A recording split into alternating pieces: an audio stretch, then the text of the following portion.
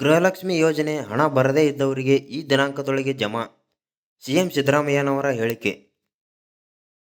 ಇಲ್ಲಿದೆ ಇದರ ಕಂಪ್ಲೀಟ್ ಮಾಹಿತಿ. ನೀವು ಚಾನಲ್ಗೆ ಹೊಸಬರಾಗಿದ್ದರೆ ಸಬ್ಸ್ಕ್ರೈಬ್ ಮಾಡಿ ಮತ್ತು ವಿಡಿಯೋ ಇಷ್ಟ ಆದರೆ ಲೈಕ್ ಮಾಡಿ. ಇನ್ನು ಮುಂದೆ ಪ್ರತಿ ಗ್ರಾಮ ಪಂಚಾಯಿತಿ ಮಟ್ಟದಲ್ಲಿ ಗೃಹಲಕ್ಷ್ಮಿ ಅದಾಲತ್ ನಡೆಯಲಿದೆ. ಏನಿದು ಗೃಹಲಕ್ಷ್ಮಿ ಅದಾಲತ್ ಎಂದು ಯೋಚಿಸುತ್ತಿದ್ದೀರಿಯೇ?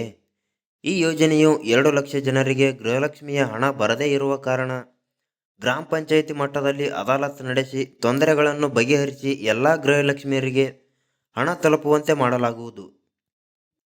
ಇದರ ಬಗ್ಗೆ ಪೂರ್ಣ ಮಾಹಿತಿಯನ್ನು ತಿಳಿಸಿಕೊಳ್ಳಲು ಈ ವರದಿಯನ್ನು ಕೊನೆಯವರೆಗೂ ನೋಡಿ. ಇಲ್ಲಿಯವರೆಗೂ ಗ್ಯಾರಂಟಿ ಯೋಜನೆಯ ಗೃಹಲಕ್ಷ್ಮಿಗೆ 1.17 ಕೋಟಿ ಫಲಾನುಭವಿಗಳು ನೋಂದಣಿಯಾಗಿದ್ದಾರೆ. ಅದರಲ್ಲಿ 1.10 ಕೋಟಿ ಫಲಾನುಭವಿಗಳಿಗೆ ಡಿಬಿಟಿ ಮೂಲಕ ನೇರ ಹಣವನ್ನು ವರ್ಗಾವಣೆ ಮಾಡಲಾಗಿದೆ. ಆದರೆ 2 ಲಕ್ಷ ಫಲಾನುಭವಿಗಳಿಗೆ ಕೆಲವು ತೊಂದರೆಗಳಿಂದ ಹಣ ವರ್ಗಾವಣೆ ಆಗುತ್ತಿಲ್ಲ. ಆ ತೊಂದರೆಗಳನ್ನು ಬಗೆಹರಿಸುವ ಪ್ರಕ್ರಿಯೆ ನಡೆಯುತ್ತಿದೆ. ಬ್ಯಾಂಕ್ ಖಾತೆಯ ಮಾಹಿತಿಯಲ್ಲಿ ಗೊಂದಲ, ಆಧಾರ್ ಕಾರ್ಡ್ ಲಿಂಕ್ ಆಗಿರುವುದು ಮೊದಲಾದ ಕಾರಣಗಳಿಂದ ಹಣ ವರ್ಗಾವಣೆಗೆ ತೊಂದರೆಯಾಗಿದೆ. ಅಂಗನವಾಡಿ ಕಾರ್ಯಕರ್ತೆಯರು ಫಲಾನುಭವಿಗಳನ್ನು ಬ್ಯಾಂಕಿಗೆ ಕರೆದೊಯ್ದು ಸಮಸ್ಯೆ ಬಗೆಹರಿಸಲಾಗುತ್ತಿದೆ ಎಂದು ಸಚಿವೆ ಲಕ್ಷ್ಮೀ ಹೆಬ್ಬಾಳ್ಕರ್ ಹಾಗೂ ಅಧಿಕಾರಿಗಳು ಮುಖ್ಯಮಂತ್ರಿಗಳಿಗೆ ಮಾಹಿತಿ ನೀಡಿದರು.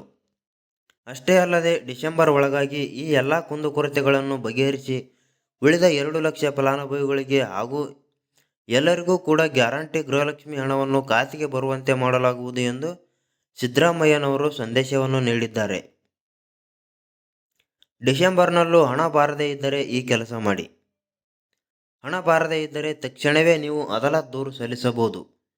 ಗ್ರಾಮ ಪಂಚಾಯತ್ ಸಿಬ್ಬಂದಿ ನಿಮ್ಮ ಮನೆಗೆ ಬಂದು ಖಾತೆಯಲ್ಲಿ ಇರುವ ಸಮಸ್ಯೆಗಳನ್ನು ಪರಿಹಾರ ಮಾಡಲಿದ್ದಾರೆ. ಯಾರ ಖಾತೆಗೆ ಹಣ ಬಂದಿಲ್ಲವೋ ಅವರ ಮನೆ ಬಾಗಿಲಿಗೆ ಅಧಿಕಾರಿಗಳು ಹೋಗಿ ಸಮಸ್ಯೆ ಬಗೆಹರಿಸಿ ಖಾತೆಗೆ ಹಣ ಜಮಾ ಆಗುವಂತೆ ಮಾಡುತ್ತಾರೆ.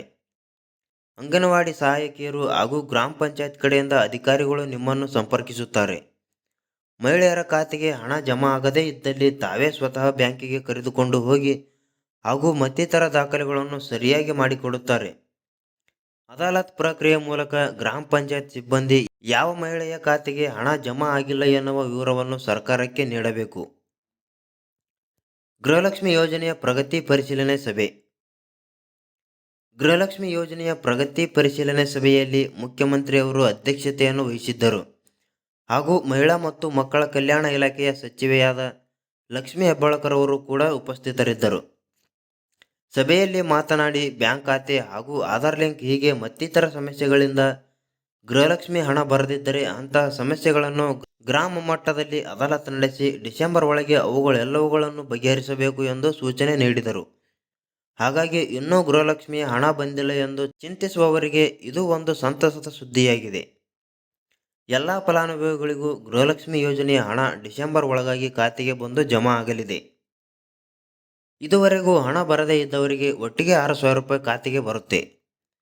ಬುಧವಾರ ಬೆಂಗಳೂರಿನ ಮಲ್ಲೇಶ್ವರಂನ ಬೆಂಗಳೂರು ಒನ್ ಕೇಂದ್ರದಲ್ಲಿ ಸುದ್ದಿಗಾರರೊಂದಿಗೆ ಮಾತನಾಡಿದ ಸಚಿವೆ ಲಕ್ಷ್ಮೀ ಹೆಬ್ಬಾಳ್ಕರ್, ಆಗಸ್ಟ್ 15ರೊಳಗೆ ನೋಂದಣಿ ಮಾಡಿಕೊಂಡು ಇದುವರೆಗೂ ಹಣ ಬರದೇ ಇರುವ ಫಲಾನುಭವಿಗಳು ಚಿಂತೆ ಮಾಡಬೇಕಿಲ್ಲ.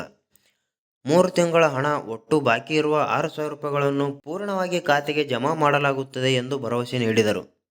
ದೀಪಾವಳಿ ಹಬ್ಬದ ವೇಳೆಗೆ ಅಥವಾ ಮುಂದಿನ 15 ದಿನಗಳೊಳಗೆ ಎಲ್ಲ ಫಲಾನುಭವಿಗಳಿಗೆ ಹಣ ಹೋಗುವಂತೆ ನೋಡಿಕೊಳ್ಳಲಾಗುವುದು ಎಂದರು. ಹೀಗಾಗಿ ಅಧಿಕಾರಿಗಳಿಗೆ ಟ್ರೈನಿಂಗ್ ನೀಡಲಾಗುತ್ತಿದ್ದು ಇನ್ನೂ 10 ದಿನಗಳಲ್ಲಿ ಗೃಹಲಕ್ಷ್ಮಿ ಗೊಂದಲ ಕ್ಲಿಯರ್ ಆಗಲಿದೆ ಎಂದು ತಿಳಿಸಿದರು.